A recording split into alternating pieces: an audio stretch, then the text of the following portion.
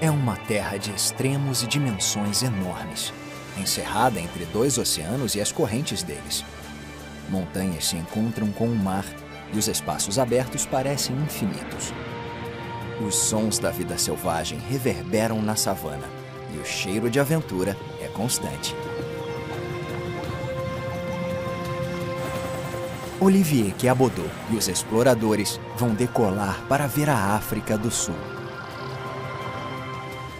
Esta terra gigantesca tem 3.200 quilômetros de litoral, se estendendo do Oceano Atlântico ao Oceano Índico. A superfície deste semicírculo se estende por cerca de 1.300.000 quilômetros quadrados, o dobro do tamanho da França. 56 milhões de habitantes ainda tentam viver juntos em paz, apenas uma geração após o fim do apartheid.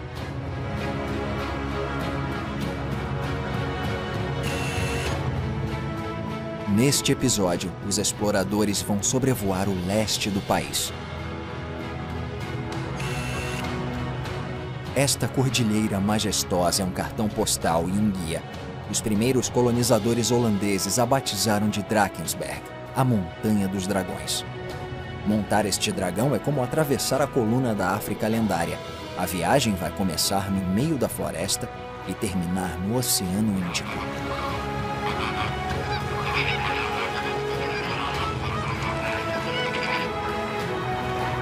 A equipe vai conhecer pessoas que tentam preservar os grandes mamíferos que restam. Vão escutar aqueles que tentam conservar a história e ouvir as músicas do povo do céu em alto e bom som.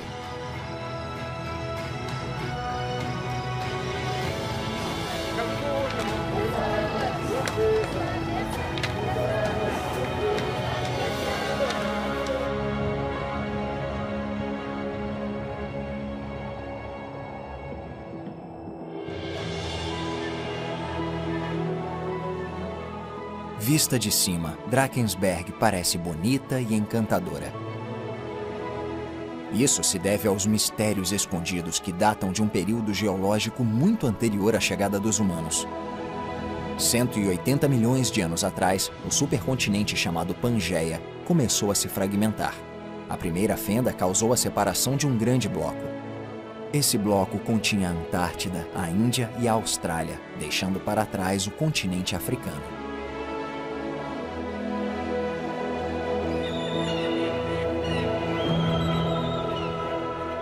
Drakensberg foi o ponto de separação da fenda. Estas falésias basálticas são as cicatrizes do nascimento da África.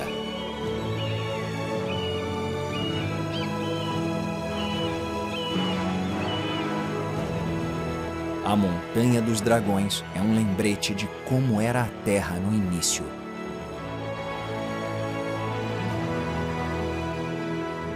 Esta grande escarpa se estende por mais de 1.000 quilômetros paralelamente ao Oceano Índico.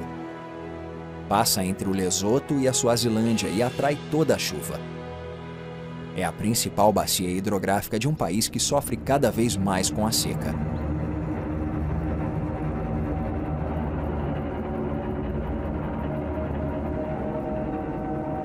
Ela representa a geografia da África do Sul e também uma parte da história.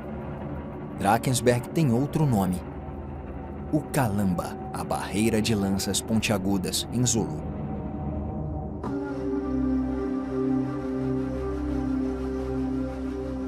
As pequenas casas de barro dos Zulus ocupam o sopé da grande escarpa.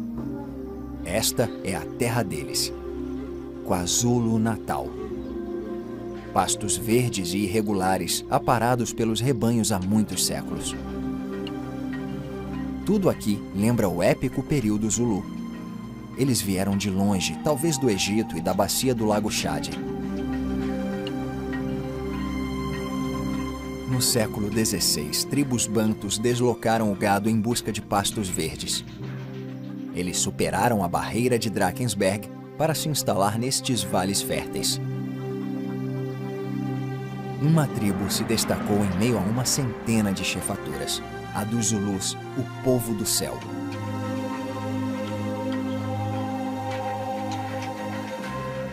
O O som das comemorações deles se propaga no ar.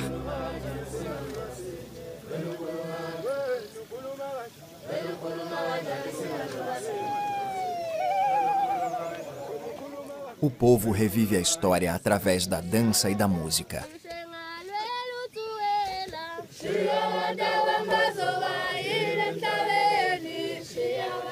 Mulheres jovens fazem as danças do ritual de sedução.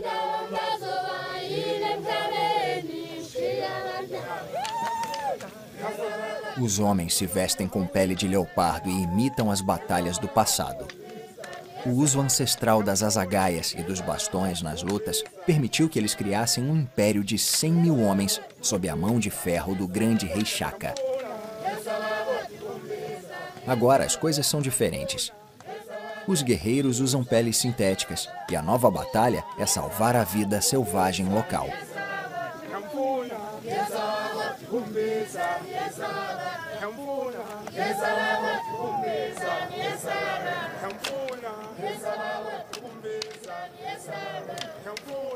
Estas grandes extensões de terra no sopé das montanhas são serenas e bonitas. Mas a região de Drakensberg ainda reflete as enormes batalhas que ocorreram nesta arena remota e que decidiram o destino da nação.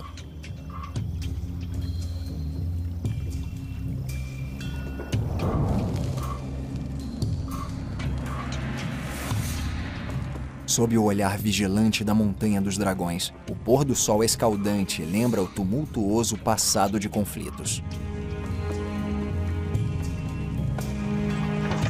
Em 1835, dezenas de carroças puxadas por bois cruzaram este relevo rochoso em condições precárias. As carroças eram conduzidas pelos boeres, descendentes dos colonizadores holandeses. Eles foram obrigados a deixar a colônia do Cabo para fugir dos britânicos. A grande jornada percorreu mais de 2.400 quilômetros, da colônia a Drakensberg, e foi fundamental para moldar a identidade boer. Depois, eles se depararam com os Zulus, que estavam no auge do poder. Os boeres formaram círculos com as carroças para se proteger. As lanças não podiam competir com as armas dos boeres, e os Zulus foram derrotados nas margens do Rio Sangrento. Os britânicos tinham seguido os boeres do outro lado das montanhas, mas eles também se depararam com os Zulus. Enfrentando um exército de 20 mil guerreiros liderados pelo rei Setisvaio, os britânicos perderam mais oficiais na Batalha de Sanduana do que na Batalha de Waterloo.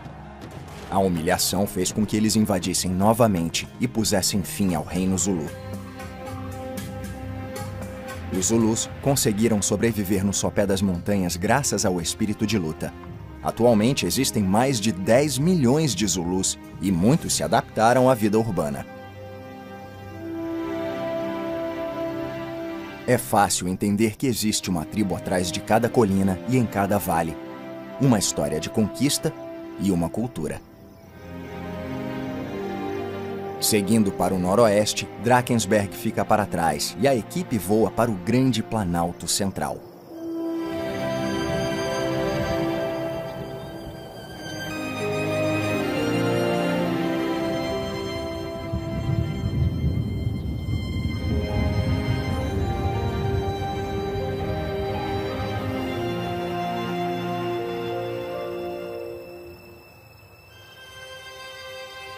Os exploradores saúdam o povo Ndebele, cuja história cobre os muros do vilarejo.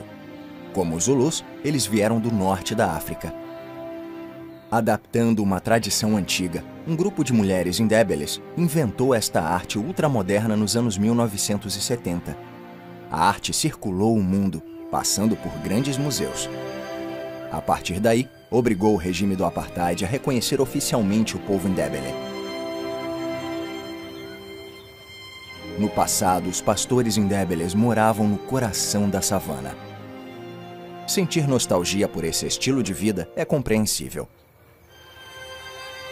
Agora a equipe se dirige ao leste com a savana e todos os mistérios da África no horizonte.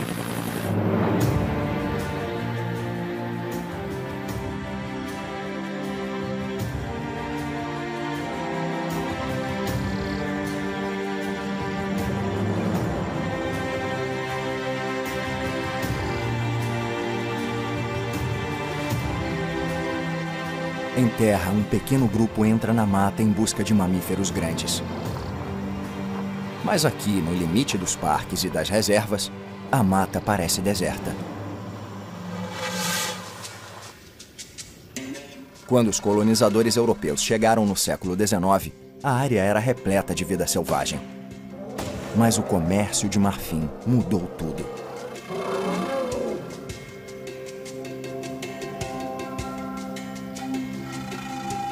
E os brancos caçadores de troféus continuaram a carnificina. 10 milhões de elefantes habitavam a África no início do século XIX. Agora, só restam 400 mil. Em 1905, só havia uma dúzia de elefantes na África do Sul, todos confinados na região do Kruger. A savana também diminuiu. Agora, a paisagem é dominada pelas enormes monoculturas de frutas cítricas e abacaxi.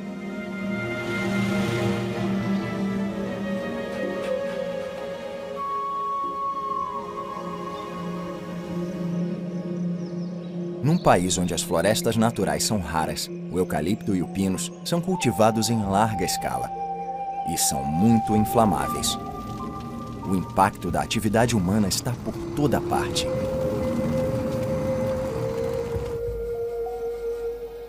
Mas nem tudo é ruim. No leste, nas áreas de caça dos reis Zulus, os humanos recriaram o que tinham destruído. Não se ouvem mais tiros na mata. Os animais grandes voltaram, um a um. Chegaram com cautela. Depois se aventuraram mais. Famílias, bandos e rebanhos se reconstruíram. Estão dominando a savana como uma onda que foi detida por muito tempo. Impalas, kudos, zebras e gnus migram juntos. Esta renascença é reconfortante.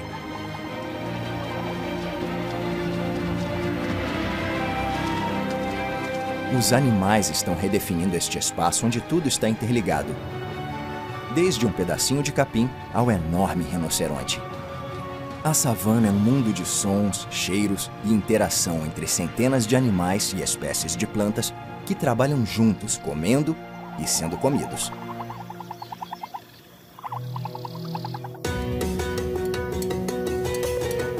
Começando com a inauguração do Parque Kruger em 1926, a África do Sul desenvolveu um sistema excepcional de parques nacionais, permitindo que os visitantes admirem a fauna e a flora. Recentemente, cada vez mais descendentes dos boeres que possuem terras se aventuram neste novo caminho para a fortuna: reservas naturais privadas. Eles converteram milhares de hectares de fazendas ao estado natural e realocaram milhares de animais. Esse modelo funciona bem, mesmo com as populações da região alegando que não recebem a parte que cabe a elas por direito. Enquanto alguns animais voltam a se proliferar, outro está ameaçado de extinção. Um projeto destinado à sobrevivência dele está sendo realizado perto daqui, na reserva de Pinda.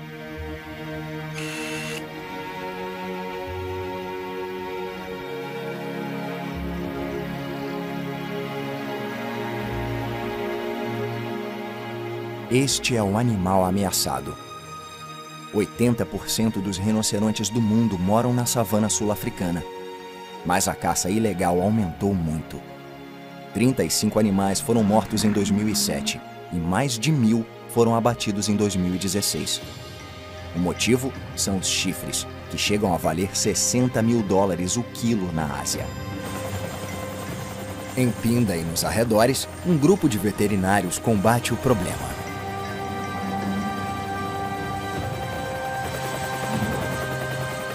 Eles disparam um dardo tranquilizante no animal. Poucos minutos depois, o chifre é cerrado enquanto o rinoceronte está sedado. O chifre cresce de novo num ritmo de 3 centímetros por ano. O animal estará protegido dos caçadores durante alguns anos.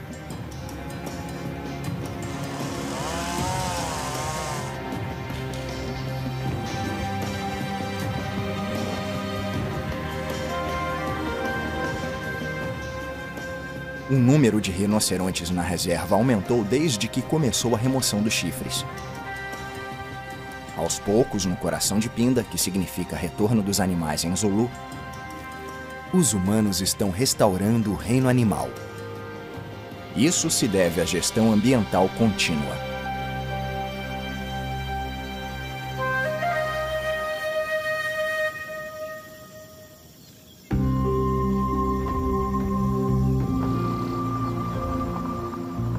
Para retraçar as origens da fauna da região, é preciso voltar no tempo para as primeiras tribos sul-africanas.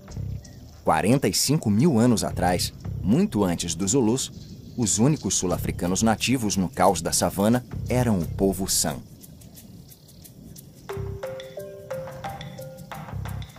Havia presas em abundância, caçadas com flechas envenenadas. Na mata, o povo San se alimentava de frutas e matava a sede com melancias. E eles entalharam os sonhos nas rochas de granito.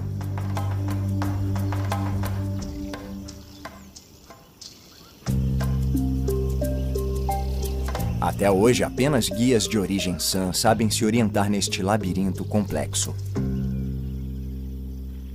Esses caçadores-coletores se sentiam espiritualmente ligados aos animais. Eles os desenhavam nas pedras, como aqui e em outras milhares de rochas de Drakensberg.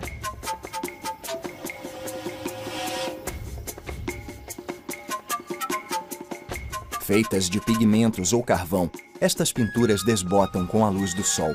Então os antropólogos as copiam minuciosamente. O significado destas imagens é discutido há muitos anos. São os relatos de viagens feitas por xamãs ao mundo dos espíritos, frequentemente sob a influência de substâncias alucinógenas. Quando voltavam, compartilhavam a experiência através destas pinturas.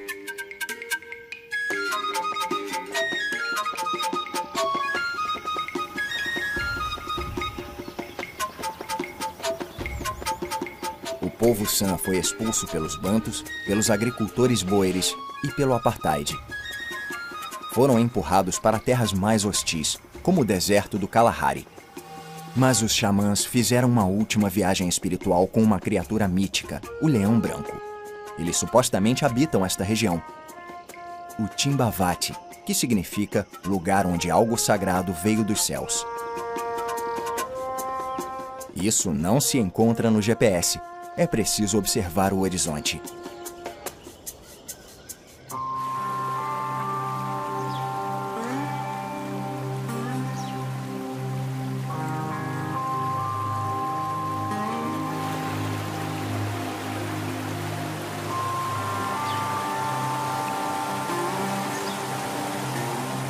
O rio Blythe é o segredo. Este rio esculpiu o terceiro maior cânion do mundo. Ele é vital para um país que combate o aquecimento global. Seguindo o percurso do rio, é possível chegar ao reino desses felinos magníficos.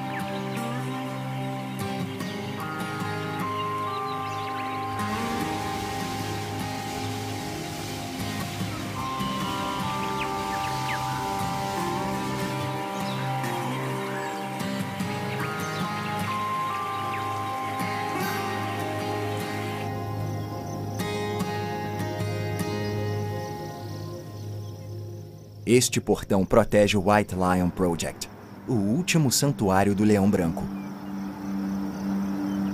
O destino destes animais é decidido aqui. Eliminados da natureza nos anos 1930, eles foram gradualmente reintroduzidos à terra natal, Timbavati. Ver esse animal raro é um grande privilégio. Os leões brancos não são albinos nem uma espécie diferente. Eles são mutantes.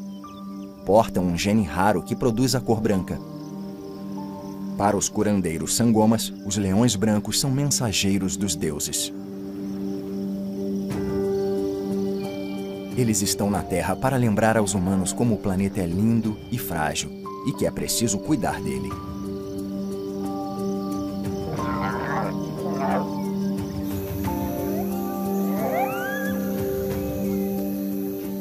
Os exploradores passam a última noite em Timbavati, onde, segundo a lenda, leões brancos caíram das estrelas. Os cheiros da savana impregnam o ambiente e, em breve, o canto dos pássaros será substituído pelo som dos animais selvagens.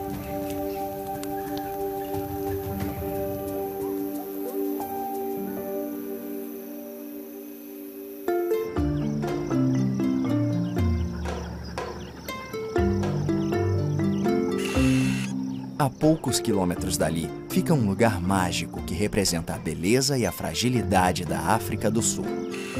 O som do Oceano Índico pode ser ouvido de perto.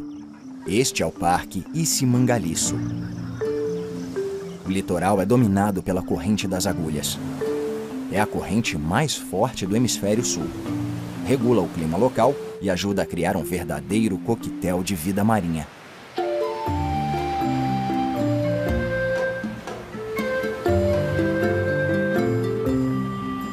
Os pescadores tsongas se instalaram no norte da reserva para tirar proveito dos frutos do mar da Baía de Kosi. Eles constroem cercados para os peixes que nem sempre são tratados com delicadeza pelos hipopótamos.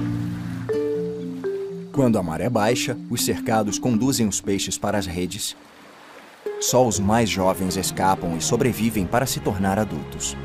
É assim que a população de peixes se recompõe há 700 anos.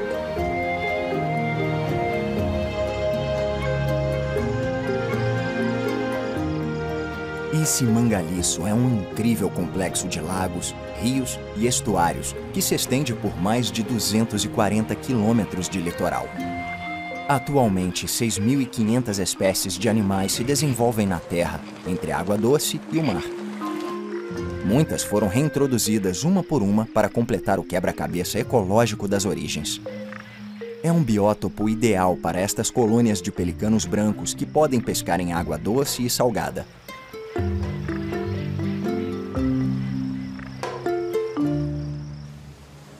Patrimônio da Unesco, o parque conseguiu escapar da indústria da mineração, pois as dunas são ricas em titânio. Estas são as dunas de areia arborizadas mais altas do mundo, um contorno natural que se estende até Moçambique. Até Nelson Mandela pregava a proteção do Isimangalisso. Ele disse: deve ser o único lugar no planeta onde o mamífero terrestre mais antigo, o rinoceronte, e o maior mamífero terrestre do mundo, o elefante, compartilham um ecossistema com o peixe mais antigo do mundo, o selacanto, e o maior mamífero marinho do mundo, a baleia.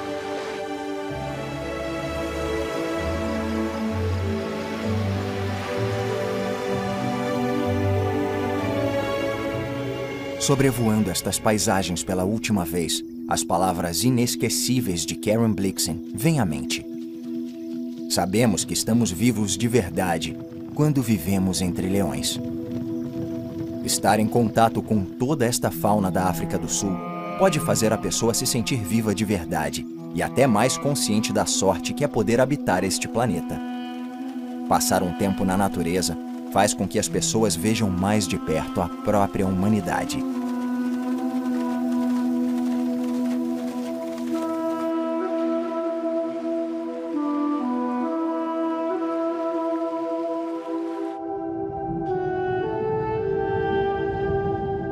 Para a alegria dos exploradores, a África do Sul preservou boa parte do meio ambiente que surgiu com a separação dos continentes.